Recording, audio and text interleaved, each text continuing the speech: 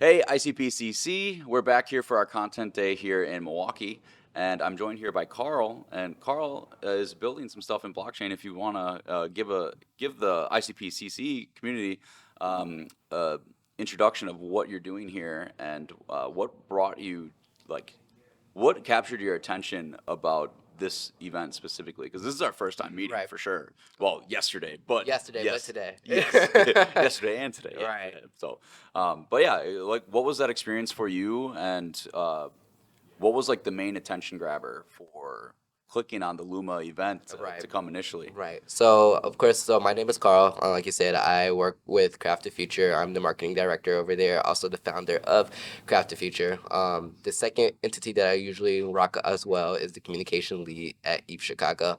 And I would say between those two hats that I wear is the main reason what kind of draw my attention to Luma. And seeing the ICPCC was one of your guys' event was actually one of the events that we highlighted in our newsletter for ETH Chicago because we like try to operate from that Midwest mindset. So anything crypto related in the Midwest, we're really trying to be like, oh, scrape, put it out there, just so more people that are in the crypto community and Web3 community can be able to tap in and learn more about it and be engaged. So it was a no-brainer for me Hmm. to come up and show out over at the ICPCC community and just learn more. Learned about ICP for a long time now, and to see pop-ups like this in Milwaukee was kind of like a breath of fresh air. So that is the main reason that you even got to register RSVP from Carl. Yeah, no, and I think that's amazing. And your involvement with ETH Chicago is huge, right? Because like that's a massive city and it's so close to Milwaukee. Right. And I think, being, from the area, we want to capture that big city vibe here in Milwaukee, and build up that blockchain culture in the area. We have big events like Summerfest and all this, bring in many people.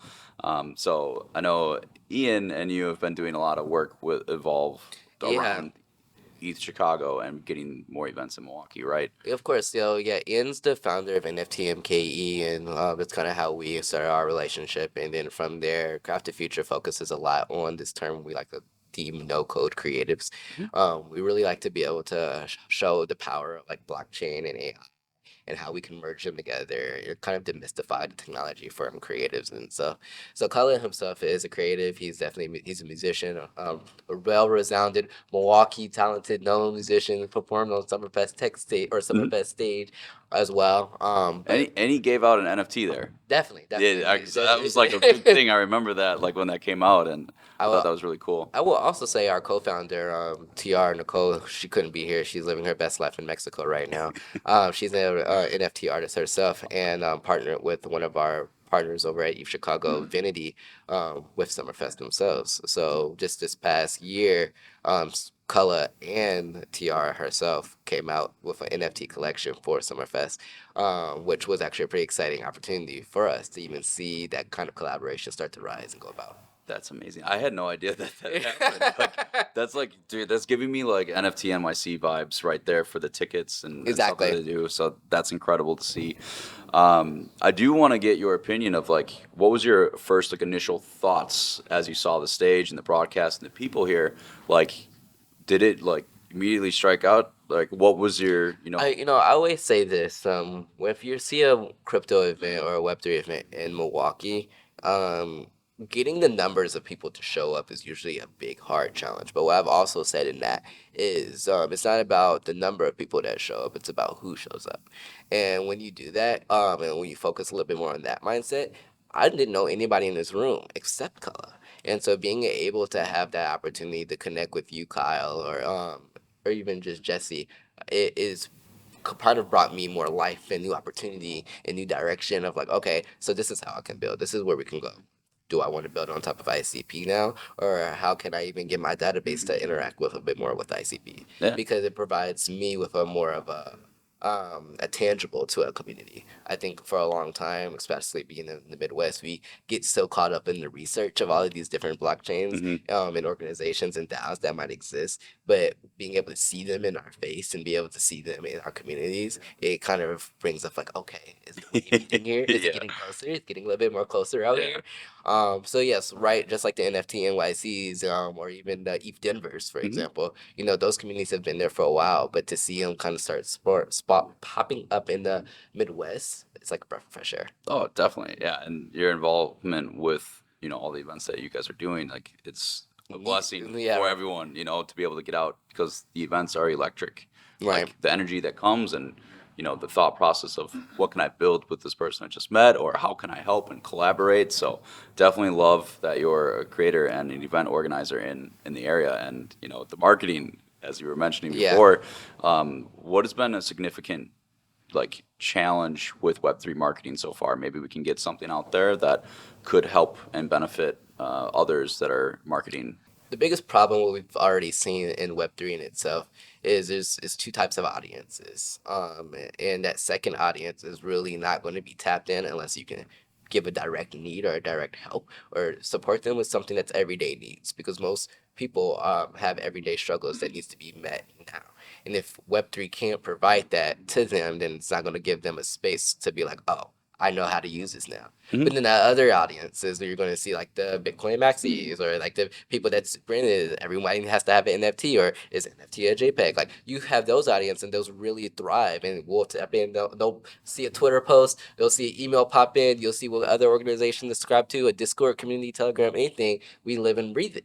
Mhm. But at the end of the day, being able to get both of those audiences to coexist and live and thrive with one another has been the challenge. Solutions that we've found through that is blending that kind of Web 2.5 nature, being able to say, hey, here's some email marketing to help those people who probably just need to look at their emails a little bit more often. But Mhm. also here's some social media ways to kind of be heavy on it. We use Twitter. We use Twitter Spaces. I know we use Farcaster and Wordcast to be able Mhm. to carry those kind of conversations for the on-chain community. And I think they do both a service, and I think it definitely allows two entities to be able to tap in and kind of intermingle with one another. Mhm. But over the course of time, I definitely argue like that main challenge has been those two needs that needs to still get met is how can it help me now and what can I do with this now? Okay. Yeah, no, that's very thoughtful. And, we definitely do a lot of Twitter spaces as well. So I'd love to have you up for a future space some Of point. course. And of course, we'll have you for more events. We're going to probably do like little panel stuff eventually. But I do want to point out one of our, well, they weren't the main sponsor. Sorry, but OpenChat was a sponsor. And that's kind of like Telegram. Right. So Oh yes, yes, yes, so yes. I know about OpenChat. yeah, so like it's great because like crypto conferences, everyone's like, "Oh, add me on Telegram, add me on Telegram."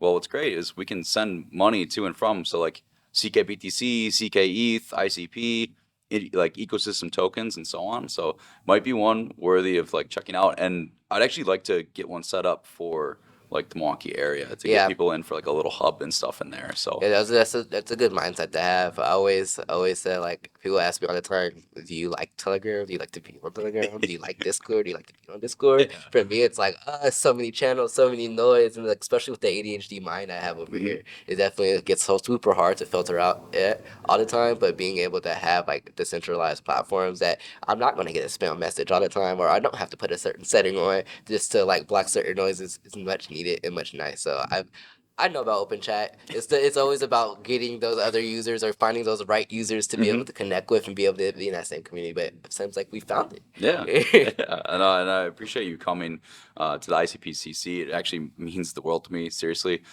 Is there anything that you'd like to close out with here? Like anyone you want to shout out, or anything that you want to mention, or I do a shameless plug. yeah, go for I it. always like love shouting out my mentor Contessa. Contessa uh, is a trailblazer as a 50 plus year old black woman living in North Carolina that focuses on carbon credits and focuses on just being able to not only lift myself up, but also lift herself up as well. Hmm. She's definitely talented and from like a health and wellness space from her TikTok content creator mindset stuff. But I will also say from just being able to not be afraid to play with Web3 and AI Hmm. as we because I think a lot of the time the narrative gets confusing of saying it's a generational thing. Only is that crypto and stuff is only for a specific age group. But the truth of the matter is, this technology is really decentralized for all of us. It's here to provide us all opportunity, and it's not necessarily a hard learning curve. It goes back to that point I made earlier. How can this help me now, and what can I do with it? And the quicker we can answer that and provide results for people, I believe that's going to be able to be fruitful for us all. So Oh, Contessa is the person I'll shout out. Shout out to Contessa. And Carl, where can people find you for socials? What's the best place to get in contact with you? So you can follow me on either Instagram or X, which is _GM_Carl. And I am also on TikTok as well, _GM_Carl. And those are the three main places you can find me. Awesome. And thank you for joining me today. Awesome. Thank you. Thank you for having me.